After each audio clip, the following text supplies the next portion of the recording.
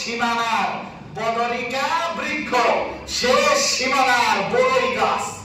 তাহলে ওখানে শেষ সীমানা মানে ওটা বড়া, ওটা কি বড়া?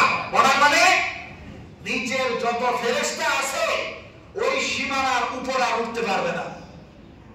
আর ওই বদরিকা বৃক্ষের উপর যারা ফেরেশতা আছে এরা উপর থেকে নিচে নামতে পারবে না। বলেন সুবহানাল্লাহ। আল্লাহর কত পাওয়ার আর কত শক্তি! ওটা হলো সীমানা। তো কি হবে?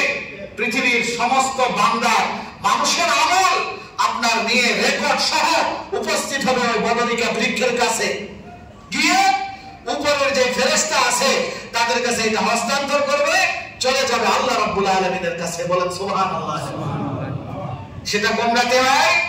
এই আজকের রাতে। আজকে রাতে এই ঘটনা ঘটবে। সমস্ত মানুষের আমল আল্লাহর কাছে উপস্থিত হবে। হে আল্লাহ, আমাদের আমলটা যখন আমাদের কাছে বিদায় হবে সেই সময় যেন আমার কপাল আপনি থাকে সিজদায়। বলেন সুবহানাল্লাহ।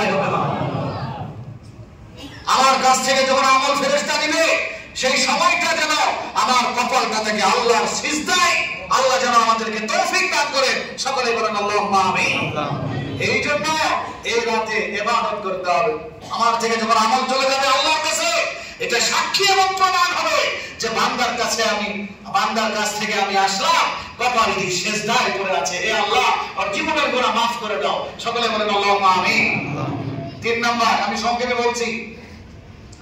4 নাম্বার হলো আজকের এই রজনীতে আল্লাহ পাক পৃথিবীর সমস্ত জীবজন্তু রিজিক অবতরণ করবেন। বলেন সুবহানাল্লাহ। সমস্ত জীবজন্তুর রিজিক আল্লাহ পাক আজকে নামাইবেন।